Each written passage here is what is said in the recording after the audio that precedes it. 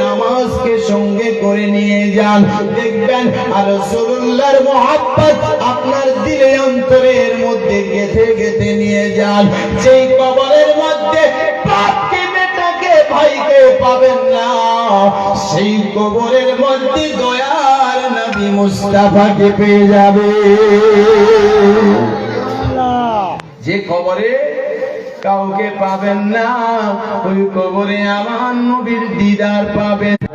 আমার শাহে মদিনা, ভালোবাসার জায়গা মদিনা, ভালো লাগার জায়গা মদিনা, ভালোবাসার জায়গা মদিনা।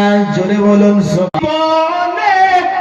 অনেক বেশি গুনাহ আমার জীবনে, অনেক বেশি গুনাহ, ওই নবীজির কদম ছাড়ব না, ওই নবীজির কদম ছাড়ব না, ভালোবাসার জায়গা মদিনা।